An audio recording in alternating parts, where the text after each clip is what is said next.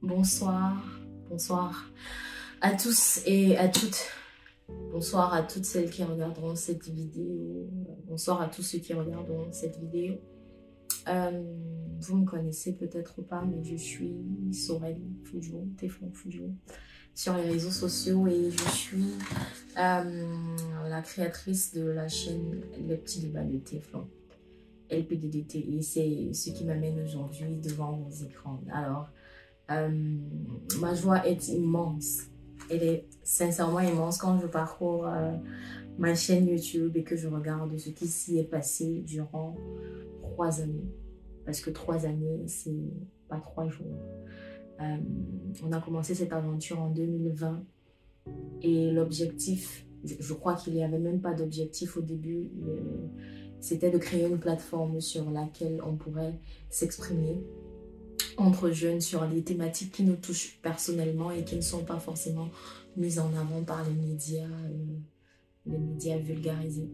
L'idée, c'était de pouvoir débattre parce que je rencontrais beaucoup de gens, je discutais avec beaucoup de personnes et je me rendais compte qu'il y avait de la richesse dans les idées des uns et des autres et que si on réussissait à mettre tout ça en commun, ça pourrait nous offrir un parterre d'idées et nous permettre de grandir mutuellement, tant sur le plan social que sur le plan entrepreneurial, business, sur le plan familial, sur le plan relationnel aussi.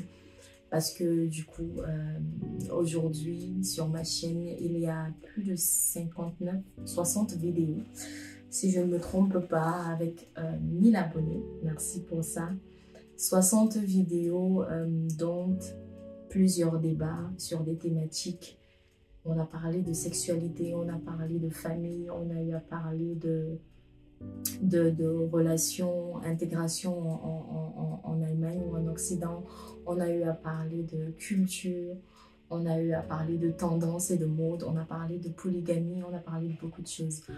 On a eu des focus time en Allemagne, focus time au Cameroun, focus time qui est cette rubrique qui est même ma préférée, rubrique qui est née bien après la création de la chaîne et qui a pour objectif de mettre en avant les personnalités de notre diaspora qui font rayonner notre intelligence, notre créativité, de par leurs activités entrepreneuriales, business, sociales, artistiques.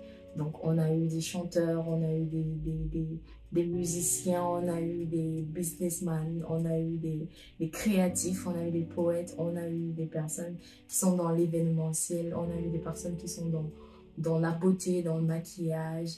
Et on a présenté cette diversité-là qui est celle de notre diaspora africaine et qui est très forte, qui me rend fière, qui me rend particulièrement fière parce que tous ces profils que j'ai vus, toutes ces personnes que j'ai rencontrées m'ont inspirée à vouloir toujours faire mieux, à vouloir présenter au devant de la scène de façon beaucoup plus belle, de façon beaucoup plus professionnelle, j'ai envie de dire, les talents que nous avons, pour donner l'envie aux gens qui ont un talent de rêver, d'aller au-delà du rêve et de passer à l'action, d'agir et de ne pas avoir peur tout simplement parce qu'il y a des gens qui l'ont déjà fait. Donc j'avais vraiment, le focus time c'était vraiment pour ce besoin de combattre l'invisibilité des talents africains dans la diaspora allemande qui est la diaspora dans laquelle je suis et même ailleurs. Donc on a eu des focus time, on a eu des débats comme je disais tantôt, on a aussi eu des lives qui étaient choisis au pif comme ça parfois, des thématiques pardon, donc les thématiques étaient choisies au pif comme ça parfois en fonction des événements qui arrivaient dans la société. Je me rappelle qu'on a eu à parler d'arnaque, on a eu à parler d'événements à venir en live, on a eu à parler de féminisme, on a eu à parler de beaucoup d'autres choses parce que la question se prêtait à l'instant et parce que c'était d'actualité et parce qu'il y avait beaucoup à dire sur cette thématique-là. J'ai été très satisfaite à chaque fois que j'ai pu permettre, grâce à mon canal, à des personnes qui n'ont pas l'habitude de s'exprimer sur les thématiques, mais qui ont beaucoup d'arguments, de s'exprimer, de discuter, d'échanger, de confronter aussi les idées des autres, parce que pour moi, c'est vraiment ça qui constitue notre richesse, c'est le fait que chacun d'entre nous a une expérience différente en fonction des situations, en fonction de son éducation, en fonction de son entourage, et confronter ça avec celle de l'autre, ça ne peut que nous faire grandir, ça ne peut que nous faire devenir beaucoup plus riches. Et je suis hyper fière de tout ce que ma chaîne a pu accomplir. Mais ça, c'est vraiment la partie la plus basique et la plus technique qui soit de ce que j'ai gagné de cette chaîne jusqu'ici. Parce qu'au-delà de ça, je me suis lancée dans l'activité de maîtresse de cérémonie, tout simplement parce que grâce à ma chaîne, grâce au pouvoir de la communication que j'ai développé sur celle-ci, j'ai trouvé le courage de me mettre devant les gens, de développer mon talent pour la communication, la prise de parole en public, et de devenir maîtresse de cérémonie pour des événements. J'ai voyagé, j'ai rencontré des gens, j'ai été sollicitée, j'ai partagé, j'ai été dans des mariages, j'ai été à des anniversaires, j'ai assisté des gens où j'ai participé à ce que des gens organisent des événements qui leur ont fait honneur à la fin. L'aventure LBDDT m'a aussi amené à rencontrer Audrey Santiche, avec qui on a créé la Foire des idées, cet événement qui aujourd'hui est l'un de mes accomplissements les plus aboutis en termes d'entreprise, en termes d'épanouissement même personnel, en termes de satisfaction, en termes d'engagement et d'impact. Comme je l'ai toujours dit, c'était mon but. Peut-être au début de la création de ma chaîne, je ne savais pas que c'était ça que je voulais avoir dans la société, mais c'était avoir de l'impact et permettre aux gens, à des personnes qui sont comme moi, quelles qu'elles soient, où qu'elles soient, de se reconnaître en moi, en ce que je fais, et savoir qu'elles sont capables de faire encore mieux que ça. Donc aujourd'hui, je parle de la chaîne parce que j'ai atteint un point où il faut que je fasse un changement pas radical, mais un changement significatif. Et pour le faire, j'avais besoin déjà d'en parler, de mettre des mots dessus, mais aussi j'ai besoin de me structurer, de me restructurer. Il y a un an de cela, j'ai annoncé que l'objectif ultime de la chaîne, c'est de devenir un média autonome qui pourrait produire un contenu encore plus diversifié, qui pourrait participer de manière encore plus précise, encore plus active à l'évolution de la communauté. Donc c'est toujours l'objectif, et j'ai assez acquis d'expérience, j'ai assez rencontré des gens, j'ai un gros bagage intellectuel avec moi, mais aussi dans les contacts que j'ai aujourd'hui. J'ai beaucoup d'accès, et du coup, je pense que je suis suffisamment armée pour mettre ce média en place. Mais pour le mettre en place, je répète, j'ai besoin de me restructurer. Donc la chaîne a besoin de se restructurer en termes de plateau technique, en termes de logistique, en termes d'accessoires, en termes de conceptualisation, en termes d'équipe humaine, j'ai envie de dire, donc de ressources humaines, pardon. Et aussi, je sais que je peux faire mieux. Et si je continue à produire le contenu que je produis dans l'état actuel, je vais être de moins en moins satisfaite de ce que je suis en train de faire. Donc, je suis consciente que là où j'ai envie d'amener cette chaîne, c'est haut.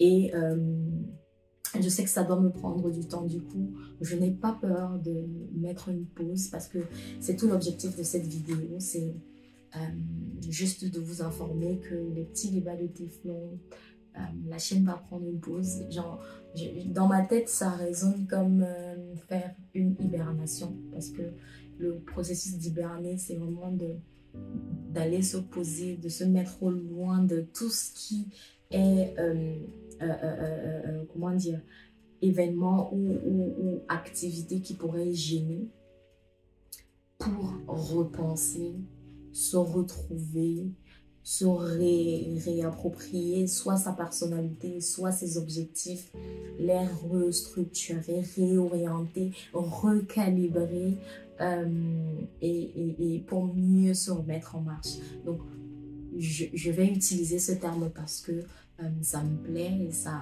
rentre vraiment dans le cadre de ce que j'ai envie de faire.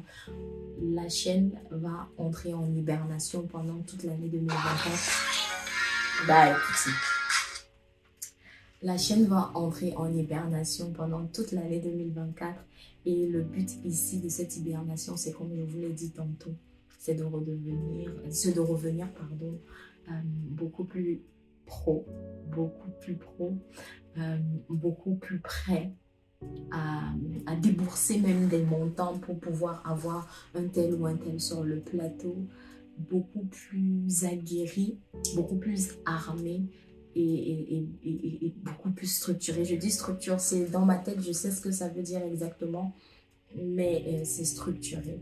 Et j'ai besoin de ce temps-là, nous avons besoin de cette année-là pour mettre tout en place. Et j'espère que lorsqu'on reviendra, on vous retrouvera, peu importe ce qu'on aura prévu pour vous, comment on vous le présentera, ce qu'on vous demandera de faire ou comment on vous demandera de participer.